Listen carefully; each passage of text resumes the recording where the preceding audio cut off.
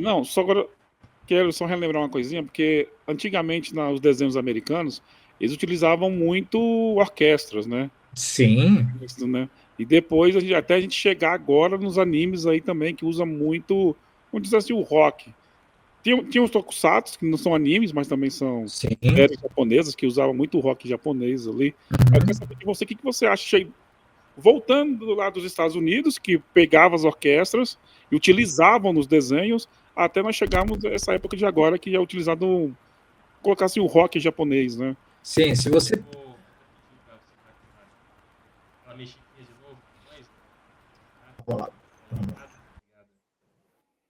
Essa pergunta é muito boa. A pergunta do Jota vai no sentido justamente de mostrar essa diferença. Né?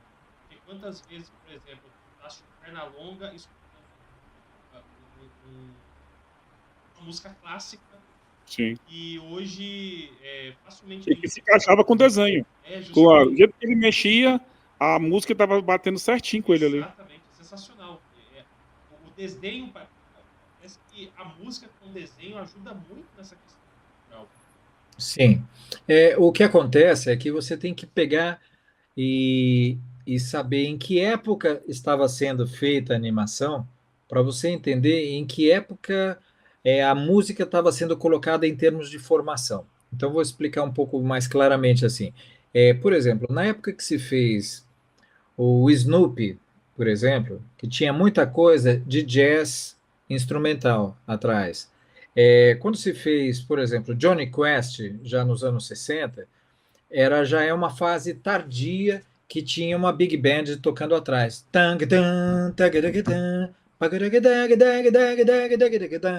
E com percussão, um negócio incrível. Quando você pega o Pernalonga com música erudita, também é uma coisa que vai dos anos 50, 40, 50. Quando você pega o Fantasia da Disney, é incrível. Você está pegando assim uma escola e estúdios que trabalhavam com grandes orquestras e grandes compositores para cinema e que faziam o que a gente chama de música incidental, ou seja, uma criança está subindo uma escada. O que é isso? É uma escala em terças ascendentes. E isso dá a impressão de que você está subindo, evoluindo, correndo para frente. Dependendo da velocidade, você pode fazer. Se você está andando com cuidado, você faz. Tum, tum, tum, tum, tum, tum. Agora, se você já está com pressa, né? E isso a gente tinha onde?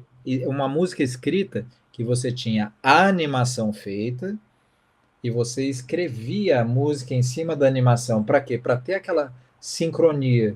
Do jeito que um dublador tem uma sincronia labial, o cara que estava com a caneta para escrever para a música, para a orquestra, ele via a animação e escrevia uma coisa para a orquestra tocar daquela forma.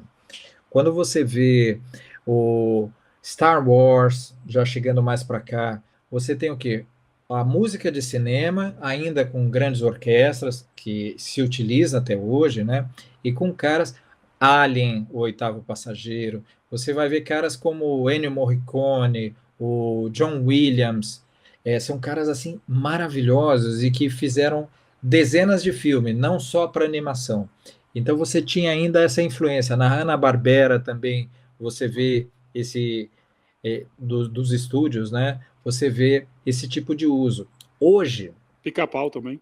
o Pica-Pau também, todos esses, o Zé Colmeia, e todos eles, o Coiote lá, o Bip Bip lá, o Papaléguas também, todos eles você tem essa coisa da música criando o ambiente, assim, a música praticamente faz uma paisagem sonora que o personagem fica situado dentro dela, né?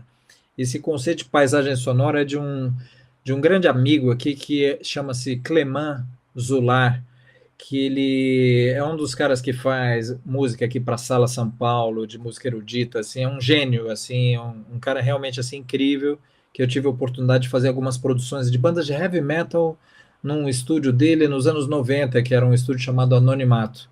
E hoje ele trabalha de outra forma, é um dos pioneiros aqui no Brasil do uma plataforma de mixagem chamada Dolby Atmos, em que você tem um som espacial que não é aquela coisa de mixar em duas caixas, ouvido esquerdo, ouvido direito. O som ele vai simplesmente passeando e trabalhando de uma forma neural na sua cabeça. É Isso uma é o loucura. supremo do som das televisões e dos homes de hoje em dia.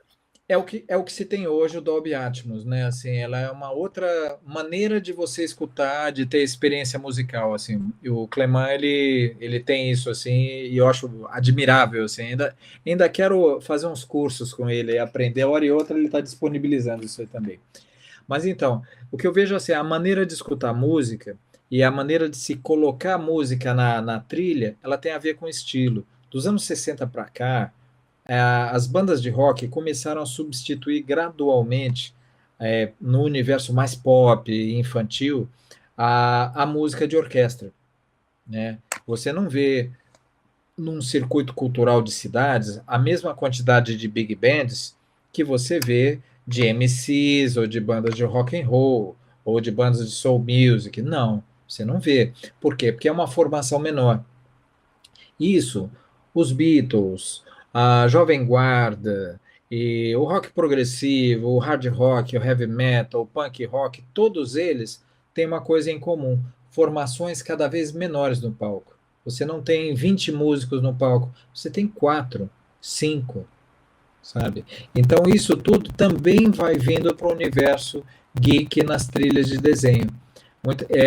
Em um ou outro você tem esse lado da orquestra, mas o rock, o rap também, ele está entrando de uma forma bem diferente. E é mais predominante hoje em dia, eu acabo vendo. Eu acho que é um fenômeno de época.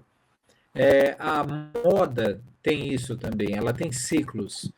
Uma hora ou outra, pode haver uma reviravolta e as pessoas falam assim, puxa, mas eu quero ouvir um som diferente.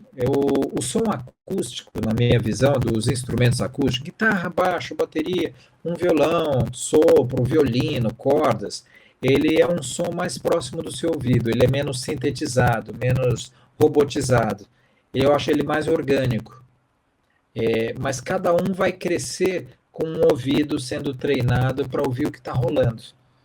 E às vezes ele pode esbarrar com uma coisa diferente, querer revisitar aquilo, e isso virar um fenômeno, e se chamar big bands de volta, ou bandas tocando uma coisa menos eletrônica, baterias com som de bateria, não tão eletrônica, isso aí pode acontecer. Deixa rolar, gente. O que tiver que acontecer, que seja da melhor forma.